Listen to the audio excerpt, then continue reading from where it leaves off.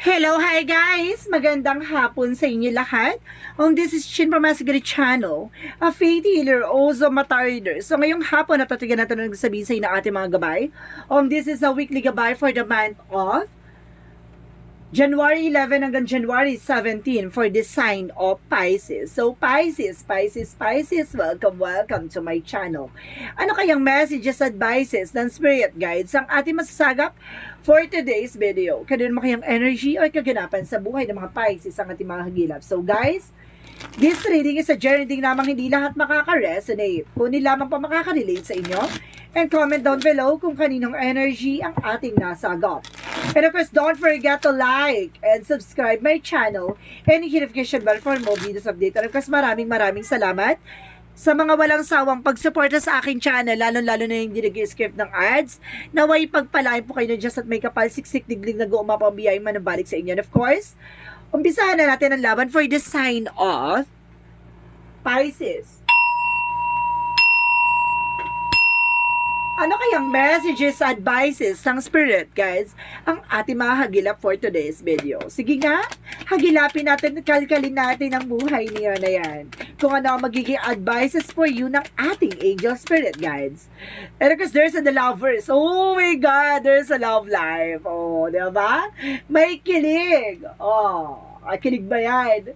And because there's an ace of wands, so there's a new beginning. Oh, see? There's a spark. So something na, kumaga may pag-ibig na papasok dito sa iyong chapter, no? This is the moment na parang ngayong linggo na to, kikiligin or something magbibigay sa'yo ng something special. So, let's see what is additional messages. So, there's a 7 of Wands. So, protection and motive, baka maagaw. So, sinasabi ng 7 of Wands, protect your power, protect your energy.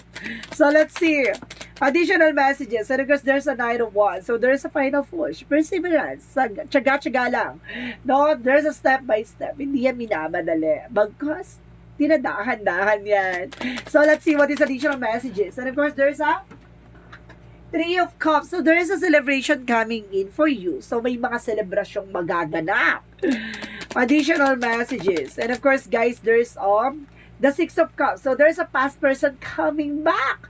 So, sino to? Sino tong ex na tong babalik? So, sino tong, this is a past relationship or past person. Either a kaibigan yan or a karelasyon. So, titingnan din natin, it's either a relatives or something kapitbahay. Oh, sino yan? So, let's see what is the lovers. The lovers represent everything is the 10 of swords, sorry. Kumbaga, there's a backstab. Ay, ha? May tumatrader sa relasyon, di ba? Minsan kanilang kiligin, sinasapawan pa. So, ibig sabihin ng 10 of swords, mag-ingat ka sa ahas.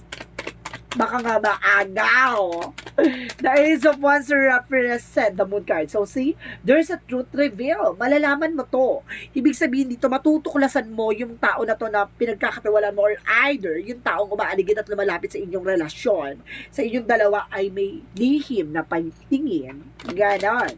So let's see what is the 7 of Wands. So there's a Chariot card. So see, there's an action. So kailangan mo mag-take ng action kung ayaw mong maagawan ng jowa o asawa o partner. Diba? Sabihin mo sa kanya, akin lang ang asawa ko. Ganon. And because the Chariot is a taking action. So kailangan mo mag-action dito. And the 9 of Wands is a security. So kailangan mong magkaroon ng secure, no? About dyan sa kung ano man na meron ka, diba? Ang tagal mo nag-antay. Ang tagal mong, kumbaga, inantay itong timing na to, diba? Inantay mong magmahal at mahalin ka. So this is the moment na ibibigay mo ba? O ikakandado mo na. So, let's see what is the 3 of Cups. And because there's a 7 of Swords. So, see? The 7 of Swords, there's a cheating lying on you. There's a 3 of Cups. So, there's a third party. Mag-ingat! Diba? Mag-ingat. Baka itong tao na to. And because there's an, kumbaga, there's a past person coming back, no? Kumbaga, may taong babalik pa. Oh, ha? Diba? Akala mo, ligtas ka na? So, sinasabi the Ace of Cups is a new offer. A new love that brings you a comeback. So, there is a comeback moment. So, may mga babalik dito. So, sino dyan ang babalik? So, let's see what is the lovers and the 10 of swords. So, there is a king of wands. So, there is a stability and control. So, kailangan kontrolado mo ang sitwasyon na kinagagalawan mo. And of course, kailangan kontrolado mo yung sitwasyon. Mamaya, di ba, walang kamalay-malay, di ba? Tinuto ka na pala yung dapat ay sa'yo, di ba? Yung kinakain na yung dapat na sa'yo. So let's see what is the Ace of Wands and of course the Moon card. Represent the Death card. So there's an ending and a new beginning. May mga bagay na matatapos na dito at matutuklasan mo na. At malalaman mo na. And of course, there's a Queen of Wands. So, confident. So, kailangan magkaroon ka ng confident. Proteksyonan mo kung naman na meron ka. Confident ka na alam mo sa sarili mo na, diba? Mas fresh ka sa kanya. Ganon. Parang pinapakita mo dito na, diba, na kumbaga malayong-malayo ka sa taong kung sakali siya magmamahal or kung sakali sasatawin siya ng kung sino man yan. Diba? Kumbaga yung personality mo, hindi niya makikita sa iba. Dapat ganon. May ganon ka dapat. Diba? And of course, there's a the will. There's a destiny to happen. And of course, there's a destiny. May kapalaran talaga nakaadya na mangyari. Maaaring may destiny dito, guys. So, ibig sabihin, nakatandaan na talagang umikot ang kapalaran on your favor. So, let's see what is the Seven of Swords and the Three of Cups. And of course, guys, there's a Seven of Cups. So, see, may nanggugulo. Mag-ingat, no? May manggugulo dito para guluhin ang, di ba? Ang buhay mo, ang relasyon mo. And of course, guys, there's the Hierophant. So, there's a past person coming back. And of course, the Hierophant lesson learned. Parang itong tao na to kaya to babalik kasi natauhan. Di ba? Kumaga, itong tao na to babalik kasi parang, di ba, palpak ang pinalit. Ganon, guys. Diba, the Hierophant, let's see, sinasabi na, lesson learned. Natuto to, di ba? Kumaga, lumagapak siya, So, let's see what is the outcome. Ang outcome is a outcome represent the star card. So, there's a wish fulfillment. At the same time, there's a healing. So, maaaring magamot or something, kumbaga, unti-unti nang, kumbaga, matutupad yung mga pangarap mo this time. So, let's see. And because, guys, there's Seven of Pentacles, harvest time. At the end of the day, magka-harvest ka. So, ibig sabihin dito, harvest ka na lang ng harvest. So, let's see what is additional messages for career. For career is a Page of Pentacles. So, there's an investment. So, kailangan mo mag-invest. No? Magpundar. Kailangan mo unti-unting diba? Mag-ipon. And because there's an Ace of Swords, there's a mental clarity, and there's a breakthrough. Magtatagumpay ka dyan. So, kailangan mo mag-invest. So, pagdating naman sa love life, so there's an Knight of Cups. So, there's an apology. Meron hihingi ng sorry, gano'n. Kung sinasabi dito with that everything is fine. So, ibig sabihin dito, kumbaga, nandun pa rin yung kirot Tatanggapin mo kaya yung offer na yan? Bagamat may taong minamahal ka na. Ay! So, let's see. Hindi lang ikaw yung anak sa mundo, tiya. Bakit parang yung love para dito ay, kumbaga, binubuhos at tinuulang ka ng pag-ibig ngayon. Pero there's a backstabbing, mag-ingat. So, let's see, pagdating sa health. Sa health ba is the Page of Wands, so there's a good news, no? And because there is a Six of Swords, so, ibig sabihin dito, kailangan mo umalis sa stressful situation. Kasi baka yung nagbibigay ng anxiety sa'yo. And of course, there's a sleepless night. So, some of you, baka yung nagdudulot ng stress sa'yo. Iwasan mo na yan. Hindi yan healthy. So, let's see what is additional messages for magical fairy messages. For magical fairy messages, angel spirit. So, goodbye to the old, hello to the new. Aha! So, diba? Goodbye to the old, hello to the new. So, ibig sabihin dun tayo sa bago. No? Hindi tayo dun sa luma. Diba? Hindi naman niya maghahanap ng iba. Kung, diba, gagawin sapat ka na sa una. Ganon! So, let's see what is a yin and yang oracle card. A yin and yang oracle card represent facade. So, nagbabalat kayo, yan, mag-ingat ka. And there's a changes. So, may mga bagay na magbabago, a transformation, and the cycle begin, and there's an healing, no? Kumbaga kung kailan siya babalik, kung kailan okay ka na. Ganon. Diba? Parang malaking sampal sa'yo, parang there's a salamin dito, na kumbaga wag mong kalimutan na may lamat ka na. Ganon. So, let's see what is additional messages for Archangel Raphael. Archangel Raphael represent as your body for this massage. So, kailangan mo na massage therapist. So, kailangan mo na enhance yung, kumbaga, kailangan mo mapagpawisan. Additional messages. Additional messages to represent Whale and the Orca Elders. So, kailangan mong, kumbaga, pakita mo yung talagang bugso ng damdamin o yung nararamdaman mo, diba? yung galit or something, kasi pag hindi mo nare-release yan, guys, kakikimkimin mo yan, hindi ka makaka-move on. So there's an information dito na there's a rate, homesick for the star, parang gusto mo na itong mangyari. So this is the moment. Nangyayari na nga, 'di ba? So, there's a deceit. May makukulam pa. My goodness. Mag-ingat. Diba? Baka kulam ka pa. Or either, magayuma pa yung person mo. Mawalan ka pa ng love life. Diba? And of course, there's a goddess of the moon. There's a lot of revelations. And of course, there's a walking away. So, kailangan mo nang umalis sa situation. So, let's see what is additional message. Just for angel spirit guides. So, there's a passage, right passage. So, nakapasa ka na sa hamon ng buhay. Nakapasa ka na sa eksena na. And of course, there is a magic for transformation. May mga pagbabago magaganap na, diba? Na parang, okay, nakapag-proceed na ako, saka ka babalik, tigil-tigilan mo ako, nagigigil ako. Ganun na magiging, mo. Diba? And of course, kailangan mo na umalis dyan. And of course, kailangan mo na talikuran na, tigilan mo na ako, nakamove on na ako, umalis ka na sa landasin ko. Ganon. So, let's see what is the Romance Angels. Romance Angels represent a release your ex. Oh, diba? Oh, see, release your ex. Oh, diba? Iisa lang yung sinasabi ng baraha. Huwag niyo ako inaartihan dyan, ha?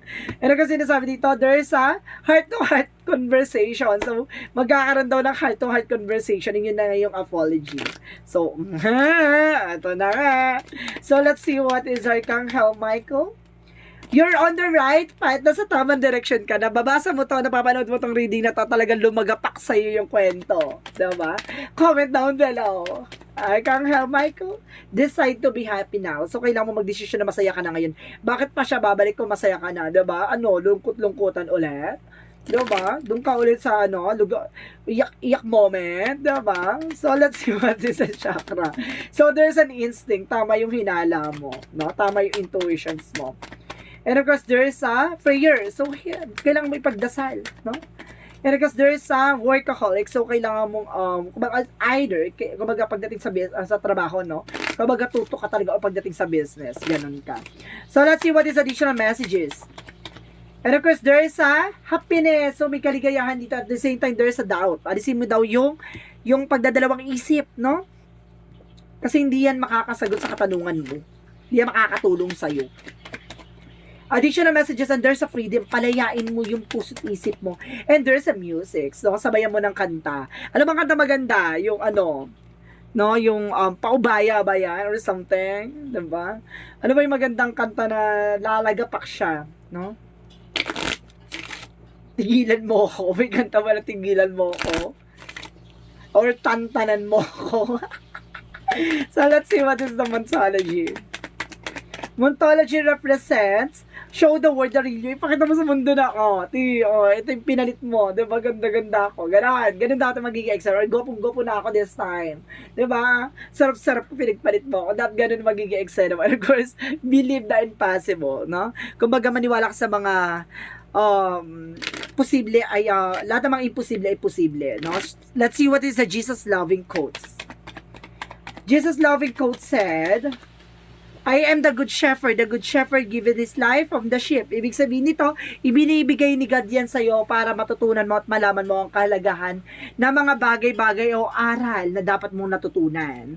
So guys, para mapaalala sa iyo ng divine niya na parang, 'di ba, matuto ka sa mga napagdaanan mo. Huwag kang syunga. Ganon, guys. So guys, there's an angel's answer. No? Bibilang ko ng 3, kailangan na sagot nyo na ang katanungan. No? Masagot ba ang katanungan na ito na yung kasagutan pala.